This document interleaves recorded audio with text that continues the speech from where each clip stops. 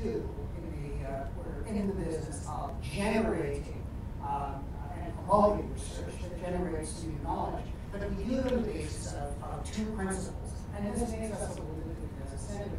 The first is collaboration.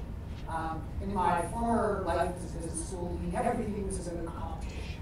This school had to be better than that school, this MBA program had to be ranked more highly than that. Everything was in fight for sponsorship, and donations, and balance, and the rest. But as a research center, we have the wonderful luxury of being collaborative. And so people typically think of collaboration as one center versus another center, or work with people outside the university. But what it allows us to do as well is to work all across the university. Academics, of course, deny this entirely, but the university tend to be a head sort of silo. Breakthrough thinking, knowledge, targeting your first.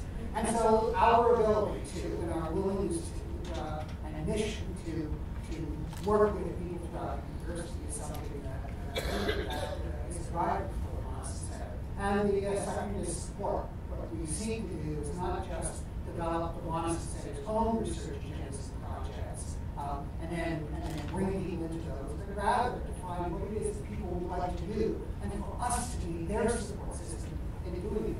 It's quite a different idea, and it was very, very well for us. We're pleased with that. We've opened a new research team, which anytime during the day, my colleagues and I would like to talk to you about. Just saying to Chris earlier that in healthcare, the business aspects of healthcare. So we essentially have two research streams. One of them is economic revitalization, which is much here today, and healthcare policy administration and integrated business. Now, obviously, I'm not going to read you our list of projects and grants, but here just gives you a bit of flavor of, in the last few years, the kind of projects that we've undertaken and sort of support that we've received for funding these projects.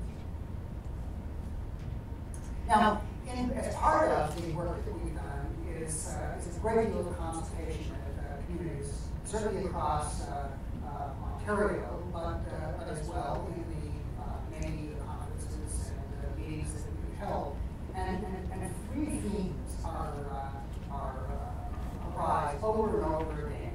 And it's the importance of sustainable economic development, of competitive advantage, and of economic diversification.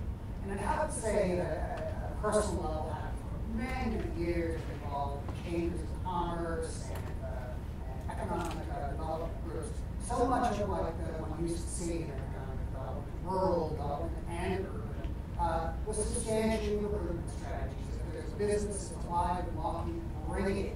Every business is a good business. But communities that we're finding now are very much more strategic about what sort of blueprint they see for themselves in the future and how today's actions and strategies can support those blueprints, which is a vast strategic approach. Certainly, broadband access to it has to be very, very important consideration running through those three themes, and it represents the base of today's conference. So over the past couple of years and the years to come, we have two major undertakings, broadband synthesis, which you can find in part on our website, a series of white papers that we've produced over the last number of years, and a major study evaluating social and economic impacts of broadband. And so today's conference, so welcome everyone, and we're delighted that you can be here. So, I lost my... There we go. Thank you. So I have the pleasure of introducing our first speaker, Dr. Chris Forman. He's an associate professor at Georgia Institute of Technology, Georgia Tech, and I was just saying to him, it's like a family connection. My daughter and I was in school, just a brand new, fresh assistant professor. Well, he was at and we were talking just a moment ago about Chris studies to be parents as well, supporting Addreess is very large. So Chris did his PhD at Northwestern, previously school and was previously on the faculty of the Technical School at Carson. His research focuses on innovation in enterprise IT, including both business process innovation that accompanies enterprise IT investment within firms, as well as the strategies of IT suppliers. He serves as a visiting scholar at the Federal Reserve Bank and Cisco. He's currently serving as associate editor of Management Science and Journal, and has previously served as associate editor at Information Systems Research and Information Economics and Policy. So please join me up.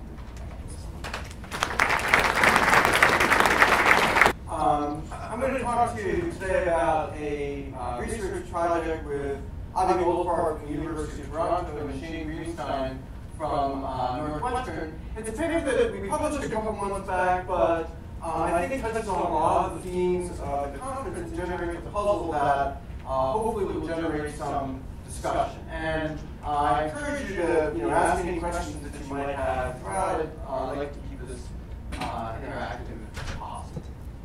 So the main question that we looked into this project is, what is the relationship between business investment in internet technology and regional wage growth within the U.S.? So this is a paper about the United States, but many of the economics should generalize Canada as well.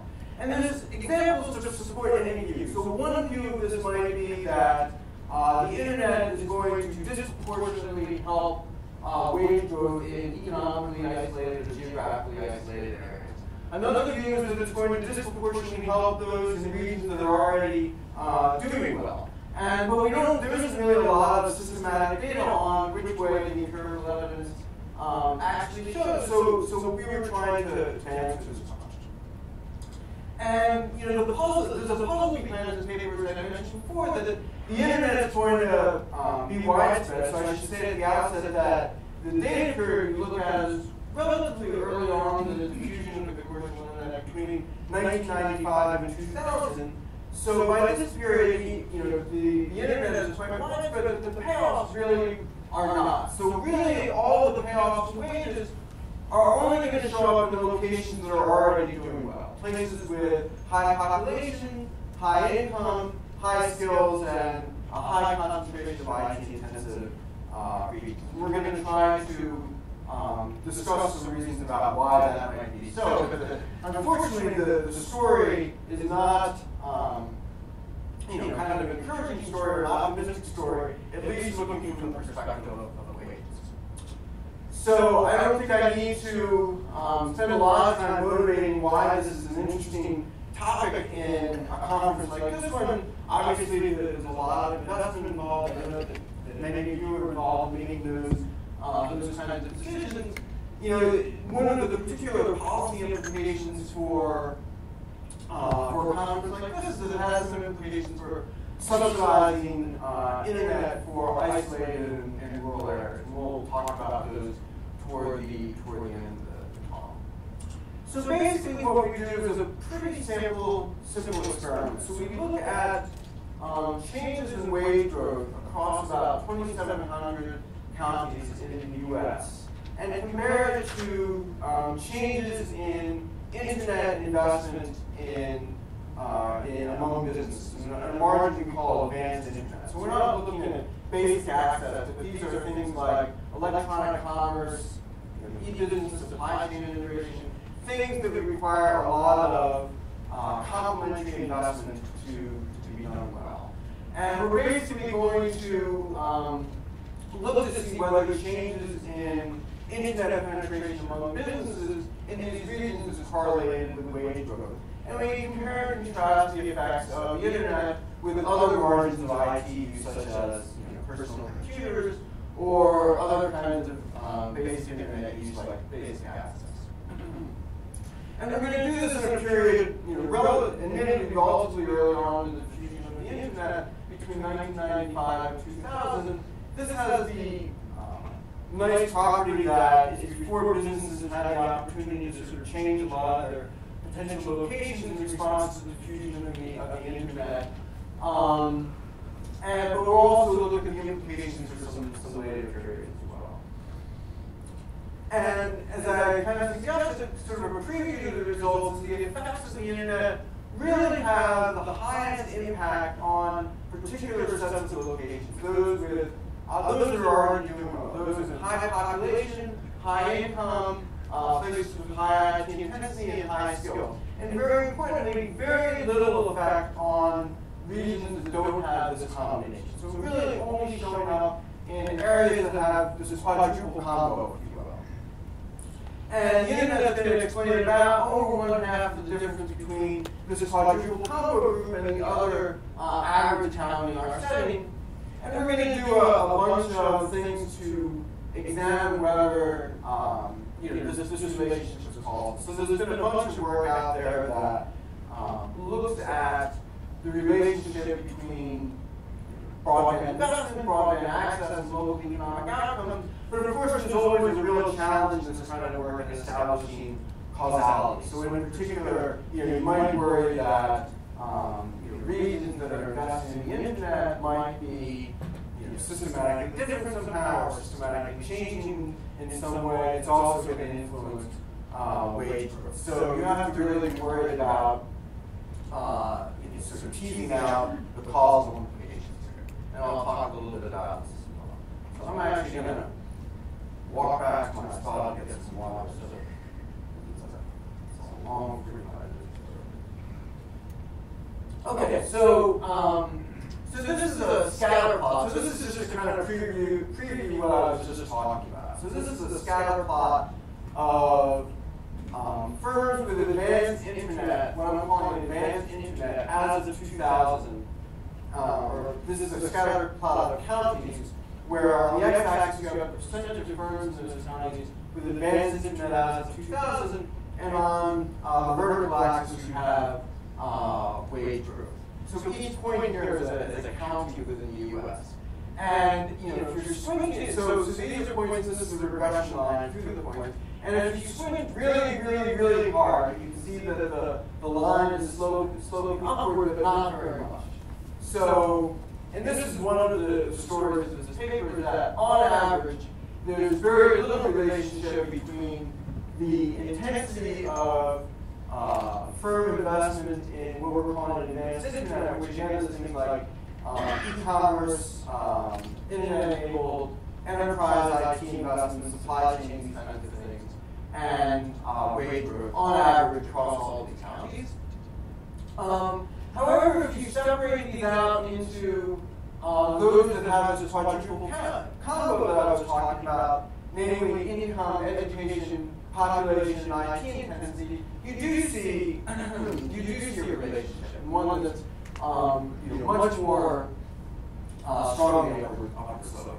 So this is the basic message of this paper, and a lot of what I'm going to be talking about from this point onward is explaining a little bit why we might expect a pattern like this, and a little bit about trying to convince you that this result is real, not some kind of spurious relationship. Okay? So this is inconsistent with so this effect of internet on local economic outcomes. As I kind of hinted at before, there's really two viewpoints. One is an optimistic perspective that says the internet is valuable to people in isolated areas because it allows them to plug into the rest of the economy. And isolation here could mean rural isolation, it could mean economic isolation, it could mean low-cost regions, i.e.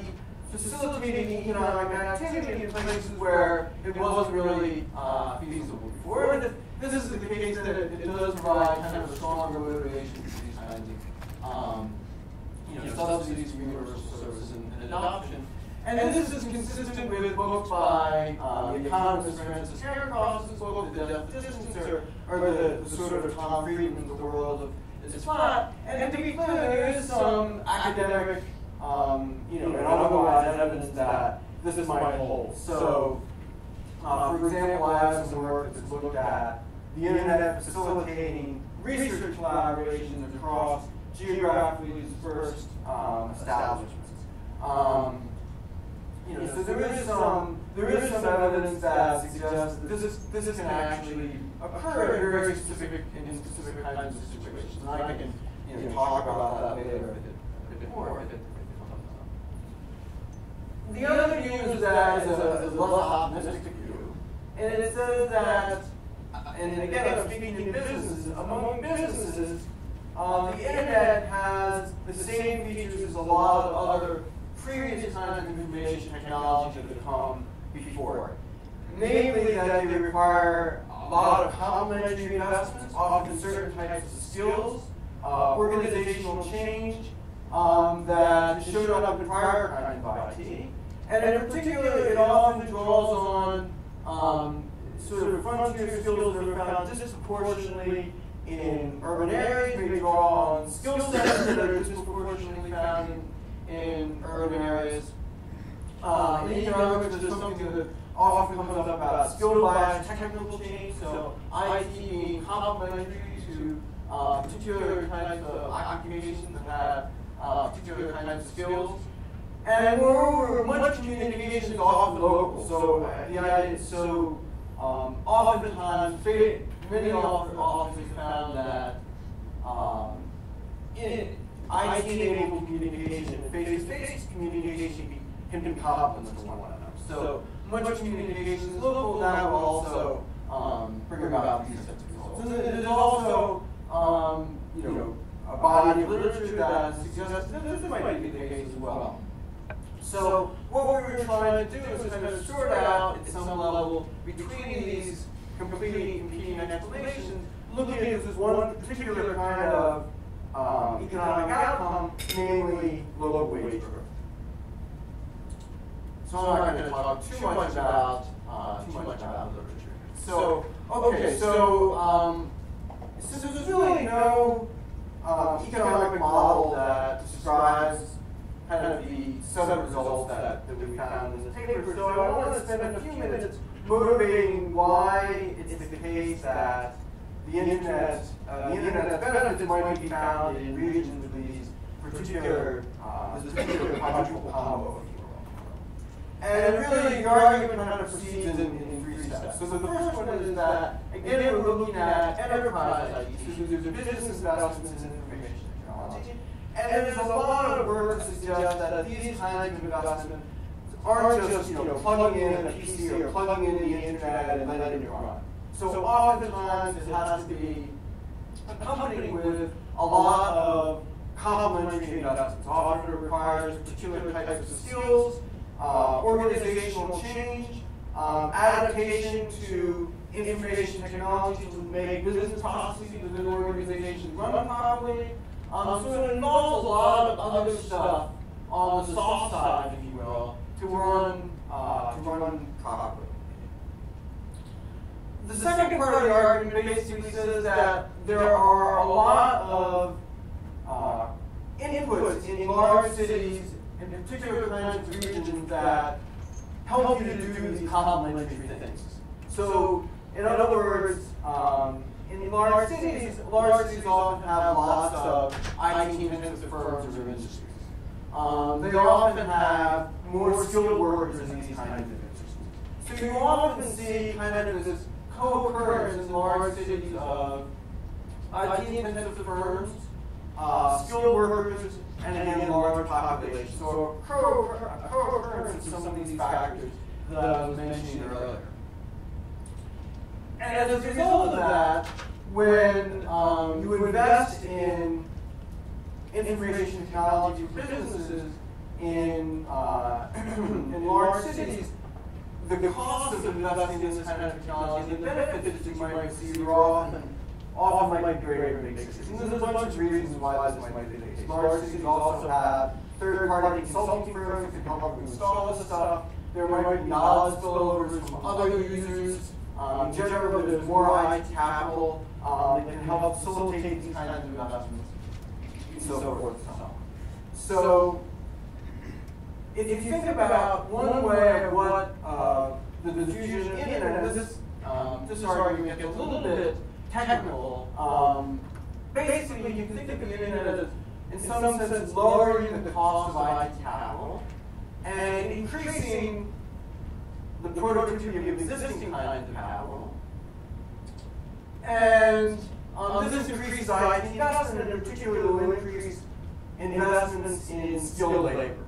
And these investments in skilled labor are going to bid up skilled wages in big cities with these IT-intensive industries. And so basically what you have is you need to make these investments in internet technology. You have to make these complementary investments. It's easier to make these complementary investments in large cities. And so the value of these investments and demand is going up disproportionately in cities and disproportionately in among skilled workers. And so what you see is that wage levels are rising on average across these particular kinds of locations, mainly those with IT-intensive industries, large density, large city size. And it's going to particularly happen in regions where supply of labor is tight, it's not very elastic, and you're also going to see something in the employment process. So that's kind of the story that we're going to look at. And notice this kind of model has a particular prediction for demand for skilled labor versus unskilled labor. Thank you. But unfortunately, with this data, we aren't able to tease out the effects of skilled versus unskilled labor. So that's kind of the story that's been motivating the study. And basically, what we try to do is we proceed in two steps. One is we look at the effect of the internet on wage growth on average across all counties in the U.S. and try to worry about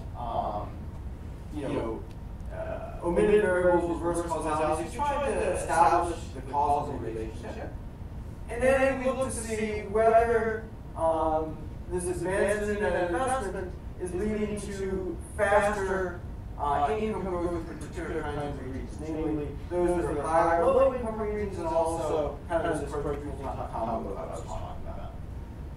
And we also kind of looked at the effects in particular kinds of areas, namely those with high unemployment and Rust Belt regions within the U.S. with the value of outcomes declining, and the story that I was telling you about before might not hold quite so I know this is, there's folks from a lot of different backgrounds and groups, and I promise you this is the only equation that I'm going to show. I guess the academic opinion just couldn't contain myself, but really it's very simple. All we're doing is looking at we're looking at the relationship between changes in the log of wages on changes in internet investment.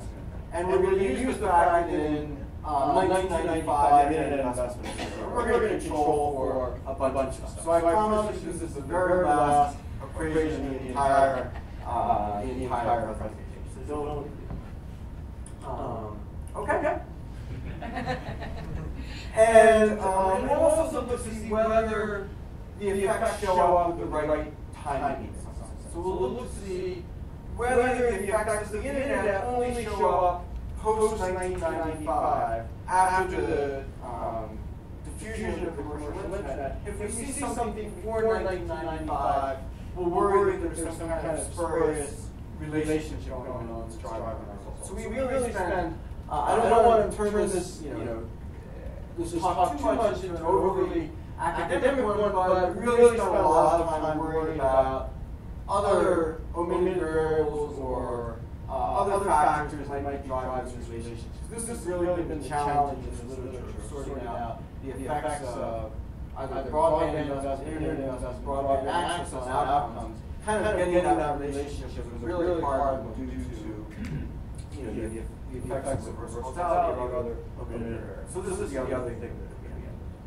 So I lied. I'm going to decrease to say that. Sorry, I forgot about that. Sorry. Basically, we're going to run the same regression to see whether the effects of the internet are greatest in these particular kinds of locations like that. Namely, those that are in the top quartile of income, the top quartile of education, the top quartile of IT intensity, and the top quartile of population basis.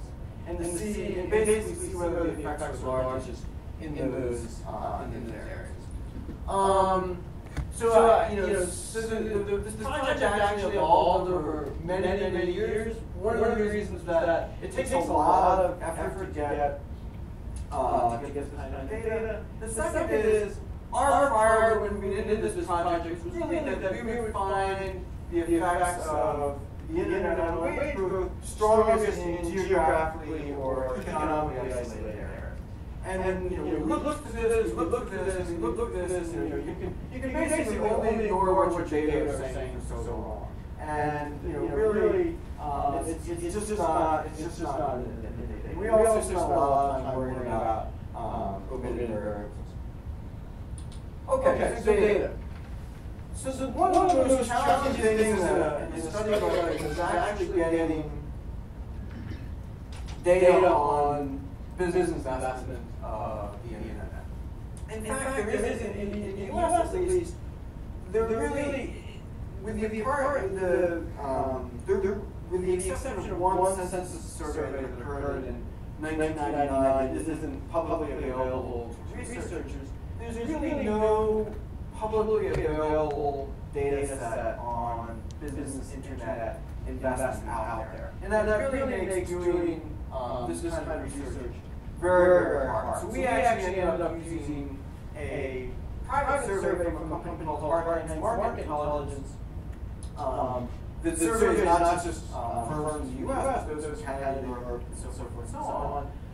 And they've been doing this for a long time, and it's really probably one of the best data sources for this that are out there. They collect data on PCs, on internet, on enterprise, information technology, and basically it includes about half of all establishments in the US with over 100 employees. And this is about 87,000 establishments in all. And basically what we did is we aggregated these to about 2,700 counties.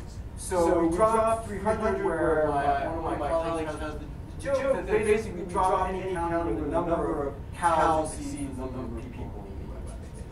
And the reason why we did that is because there just isn't a lot of data on internet investment in those kinds of places. The number of businesses are small, the number of businesses picked up in the survey are quite small, so it's very hard to see what's happening there. Although we did a number of experiments kind of trying to compute that data, and they seem not to make that much of a difference. So I'm not going to spend too much time talking about this slide, other than saying in the average county, as of 2000, about 9% of what we're using what we're calling advanced internet. Again, we're looking at things that aren't just basic access. These are things that involve a lot of how many inputs of CPU success. Things that are often changing the business processes within organizations. And we control for a lot of stuff, mainly US census data. Okay, and these are some of the controls that we have. Again, there's not too much to talk about here. The only thing I would say is that as of 2000, about 90% of U.S. establishments in sample have some form of internet access. So basically, it's everywhere, but only about 9% have what we're calling advanced internet access. Again, this is among establishments or plants with over 100 people. And so for the academics in the room, we did so again, one of the things we really worry about in this kind of study is establishment causality. One of the things you can do to do this is to use something called instrumental variables. You're looking for a set of things that are going to affect internet investment, not affect wage growth. So it's trying to generate an experiment within your data, even when you may not have one. These are the variables that we use basically to do that. So I can talk about those.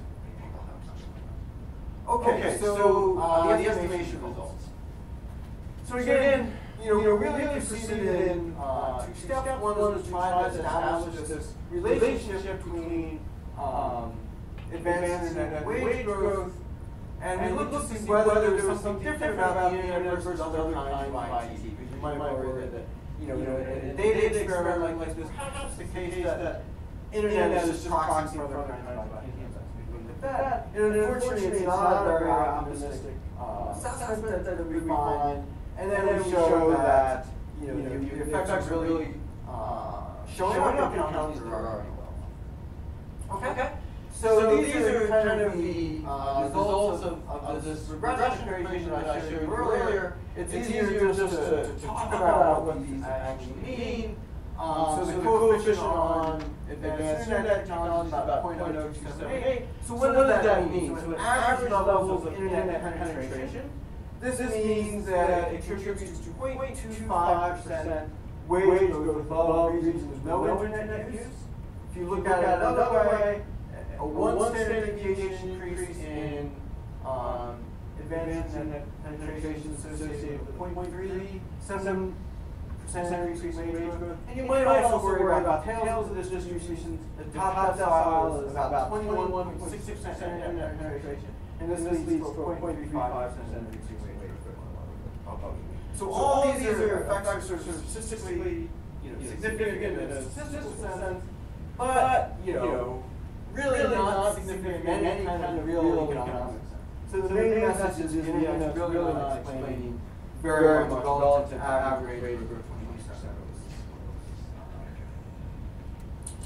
So, we do a bunch of stuff, as I said, to worry about causality.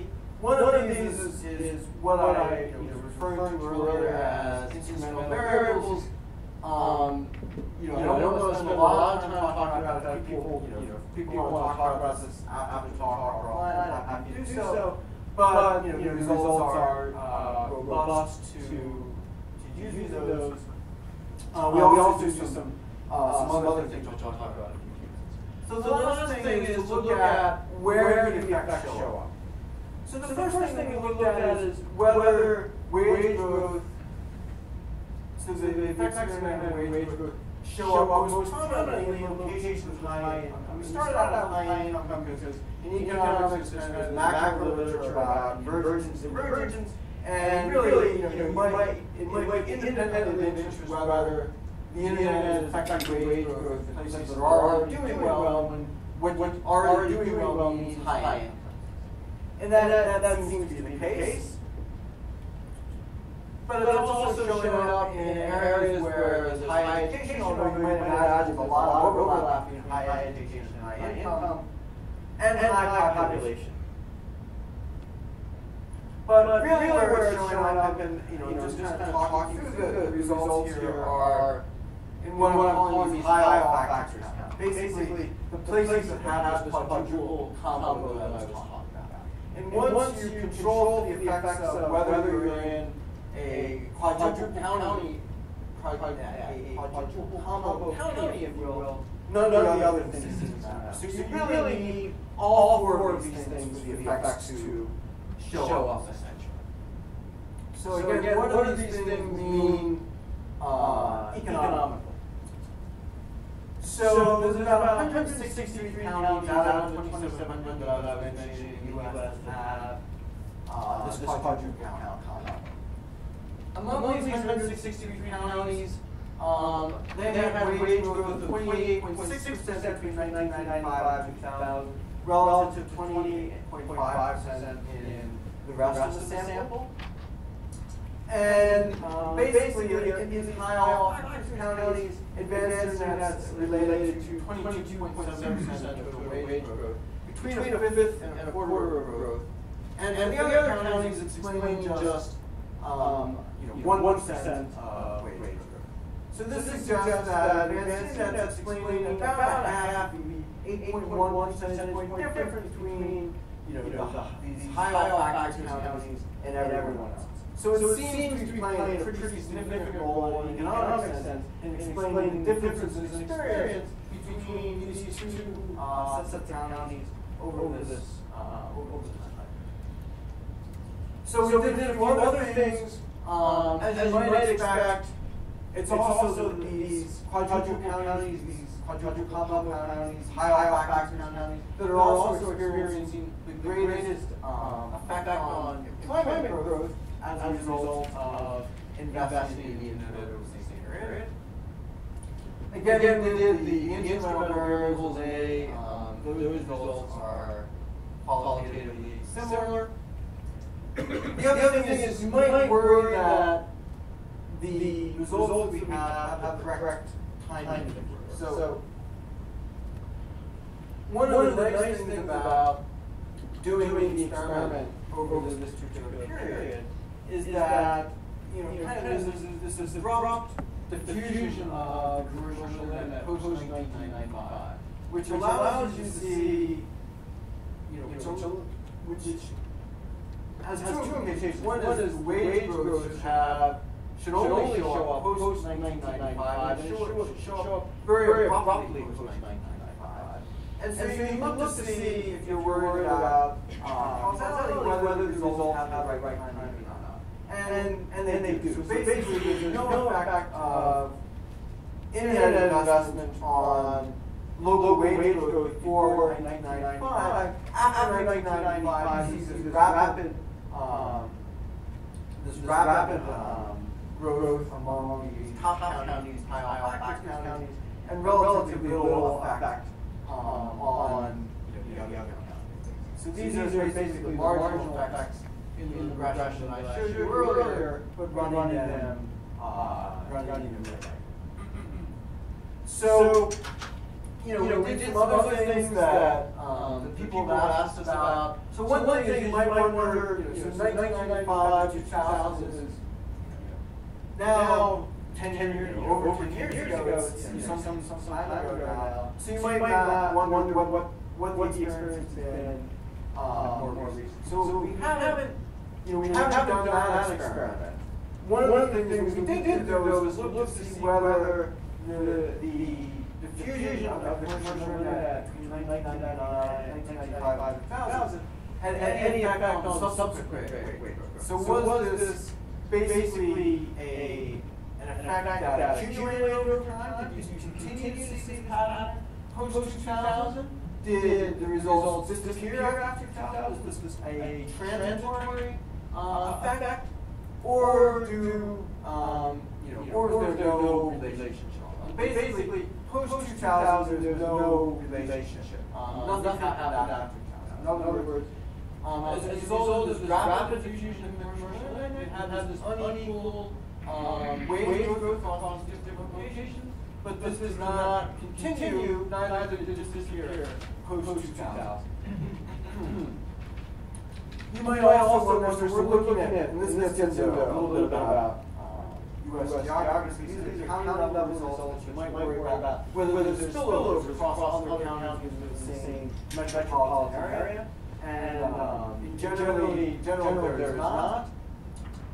And the other thing is you might wonder what effect, if any, there's going to be in regions that might have some of these complementary factors, might have the outsourcing firms, might have the IT intensity, but for whatever reason is not doing economically well. Either the unemployment rate is high, or you're in the Rust Belt of the U.S. where the value of output of some outputs is high. You might wonder whether in regions where there's kind of slack, whether you get any results. And again, basically you see the strongest effects where there's very little slack in the labor market, i.e. the unemployment rate is low, and the effects disappear almost completely.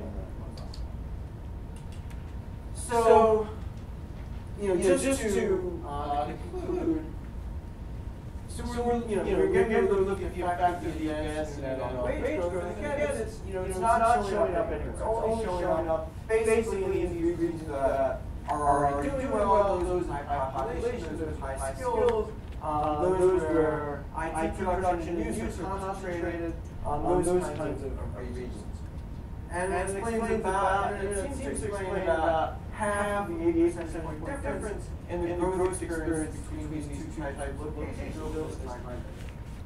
And I started out by calling this the internet of wages a puzzle. To us, it really is a puzzle, one that requires future exploration about why these gains are only showing up in some locations, not others, why was there all this investment, but relatively little benefit. And to be perfectly frank, I think more explanations needed, more models needed, more data analysis needed. This is, in our view, really no question. So this is the last slide. Really suggesting that to get benefits from IT, you need these other complementary enablers. You need kind of these soft skills. And there's a question